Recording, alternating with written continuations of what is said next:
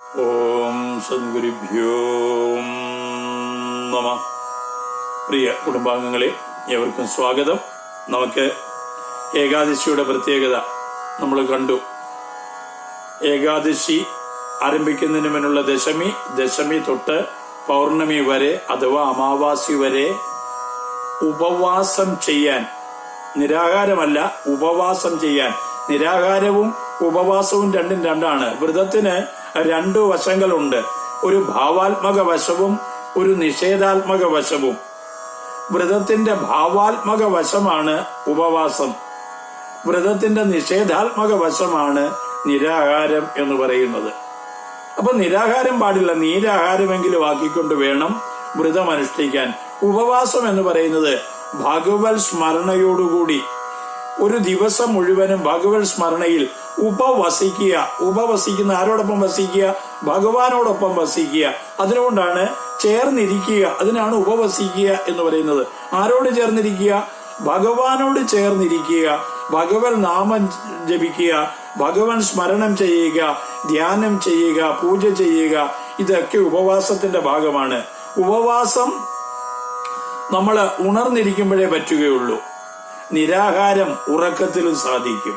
അപ്പോൾ നിരാഹാരമല്ല നമ്മൾ പ്രതിപാദിക്കുന്നത്, ഉപവാസമാണ്. ആ ഉപവാസമാണ് നമുക്ക് മാനസികവും ശാരീരികവും ആത്മീയവുമായ ആ എനർജിയെ തരുന്നത്, ആ കരുത്തിനെ തരുന്നത്. ജീവന്റെ ലക്ഷ്യം എന്താണെന്ന് പറഞ്ഞു? ബ്രഹ്മലക്ഷ്യം ഈശ്വരനോട് ചേരുക.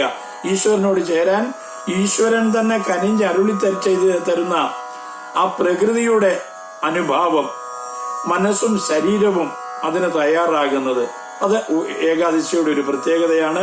ഇനി എങ്ങനെയാണ് ഏകാദശി നോക്കുന്നത് എന്ന്, നമുക്ക് അനുഷ്ഠിക്കുന്നതെന്ന് ഭാഗവതം പറയുന്നത് എങ്ങനെയാണെന്ന് നോക്കാം. ഒറ്റയ്ക്ക് ചെയ്യേണ്ട കർമ്മം എന്ന് പറയുന്നില്ല. തന്റെ കുടുംബത്തോടൊപ്പം, തന്റെ ഭാര്യയോടൊപ്പം ചേർന്ന് വേണം ഗൃഹസ്ഥനായിട്ടുള്ളവൻ ഉപവാസം അല്ലെങ്കിൽ വ്രതങ്ങളൊക്കെ അനുഷ്ഠിക്കാൻ. അപ്പൊ തന്റെ അനുകൂലയായിട്ടുള്ള സമാന ചിന്താഗതിയോടുള്ള ഒപ്പമുള്ള ഭാര്യയോടൊപ്പം ചേർന്ന് വ്രതാനുഷ്ഠാനങ്ങൾ ചെയ്യണം എന്ന് പറഞ്ഞു. ഇവിടെ അംബരീഷൻ അദ്ദേഹത്തിന്റെ ഭാര്യയോടൊപ്പം സരസ്വതി നദിയുടെ തീരത്ത്, യമുനാ നദി എന്ന് പറയും, യമുനാ നദിയുടെ തീരത്ത് മധുവനം എന്ന വിജനമായ സ്ഥലത്തെത്തിയാണ് ഈ ഏകാദശി വ്രതം നോക്കിയത്. എങ്ങനെയാണ് നോക്കുന്നത് വെച്ച് കഴിഞ്ഞാല്, ദശമി ദിനത്തിൽ ഒരിക്കൽ ആചരിക്കണം. അത് നമ്മള് കഴിഞ്ഞ ക്ലാസ്സിൽ അതിനെപ്പറ്റി പറഞ്ഞു. ദശമിക്ക് ഒരിക്കൽ ആചരിക്കണം. പിന്നെയോ ഏകാദശിക്ക് പകൽ ഒരിക്കൽ മാത്രം അല്പാഹാരമാകാം. നമ്മൾ അങ്ങനെയല്ല. നമ്മള് ഉപവാസങ്ങൾക്കൊക്കെയും ധാരാളം ഡ്രൈ ഫ്രൂട്ട്സും പഴങ്ങളും ഫ്രൂട്ട്സുകളെല്ലാം വാങ്ങി കഴിച്ച്, ഡ്രൈ ഫ്രൂട്ട്സും കഴിച്ച് സുഭിക്ഷമായിട്ടിരുന്നാണ് നമ്മൾ ഉപവാസം നോക്കുന്നത്. അങ്ങനെയല്ല.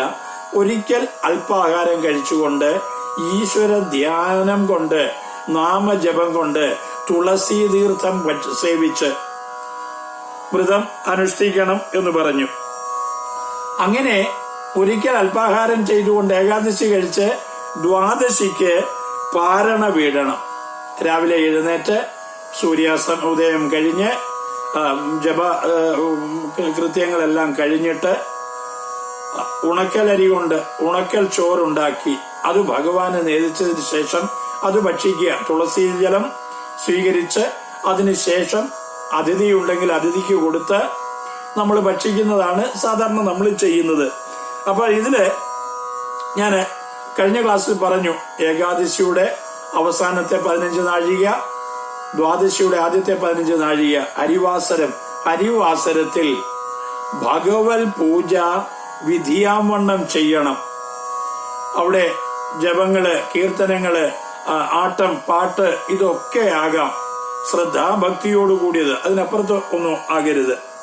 എന്തായിരുന്നാലും അങ്ങനെ ഭഗവാന് നേദ്യത്തെ സമർപ്പിച്ചുകൊണ്ട് ശ്രദ്ധാഭക്തിയോടുകൂടി ഹരിവാസര സമയത്ത് വ്രതം സമർപ്പിക്കാം, പാരണ വീഴാൻ സാധിക്കും. അങ്ങനെ നമ്മൾ പറഞ്ഞ രീതിയിൽ ഒരു വർഷം നിരന്തരം 2 ഏകാദശിയും നോക്കാം. ശുക്ലപക്ഷ ഏകാദശിക്കാണ് പ്രാധാന്യം പറയുന്നതെങ്കിലും കൃഷ്ണപക്ഷത്തിലെ ഏകാദശിയും നമുക്ക് നോക്കാം. അതുകൊണ്ട് ദോഷമില്ല. ആ 2 ഏകാദശിയും നോക്കണമെന്നാണ് ശ്രീമദ് ഭാഗവതം പറയുന്നത്. ഇത് ഏകാദശി വ്രതം ഒരു വർഷം കംപ്ലീറ്റ് ആയിട്ട് തുടങ്ങണം എന്ന് ആഗ്രഹിക്കുന്നവർക്ക് മാർഗശീർഷ മാസത്തില്, അതായത് നമ്മൾ കാർത്തിക മാസം എന്നോ അല്ലെ വൃശ്ചിക മാസം എന്ന് പറയും, ഡിസംബർ മാസത്തോട് ചേർന്ന് വരുന്ന കാർത്തിക മാസത്തിലാണ് നമുക്ക് ആരംഭിക്കേണ്ടത്.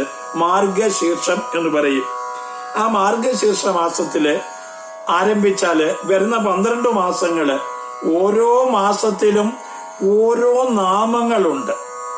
പൂജകളും മറ്റ് കർമ്മങ്ങളും ഒക്കെ ചെയ്യുമ്പോഴും ഇടയ്ക്ക് ഉച്ചരിക്കേണ്ട നാമമുണ്ട് ആ 12 മാസത്തിലും. ആ നാമങ്ങളായിരിക്കണം നിരന്തരം ഓരോ മാസത്തിലും ഉച്ചരിക്കുക. ഇപ്പൊ നമ്മള് മാർഗശീർഷ മാസത്തിൽ തന്നെ തുടങ്ങുകയാണെങ്കിൽ ജപങ്ങളും ഹോമങ്ങളും പൂജകളും ഒക്കെ ചെയ്യുന്നതോടൊപ്പം ഓം കേശവായ നമ എന്ന് പറയണം.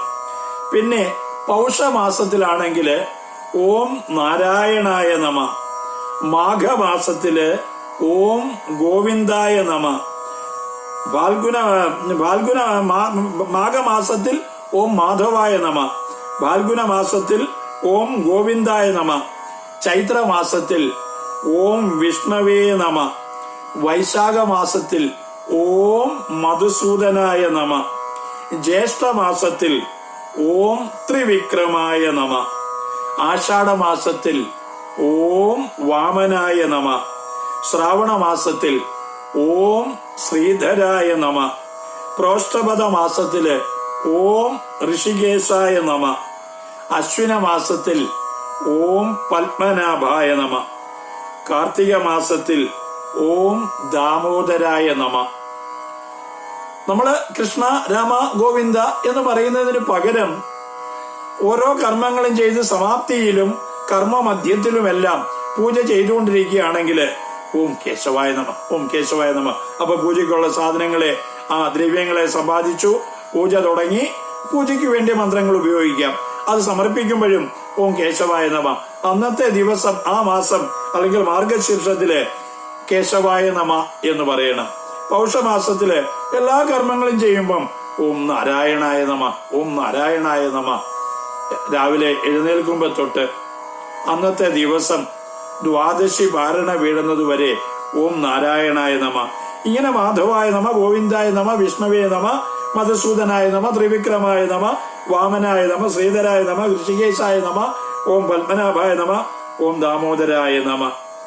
ഇങ്ങനെ ബഹുവിധ അർച്ചനാദികൾ ചെയ്ത് ഈ നാമത്തെ ജപിക്കണം എന്ന് മാത്രമല്ല, ബഹുദക്ഷിണകളെ ദാനം ചെയ്യണം. തന്നാൽ ആവുന്നത് അവനവന്റെ ശക്തിക്ക് അനുസരിച്ചുള്ള ദാനങ്ങൾ ചെയ്യണം.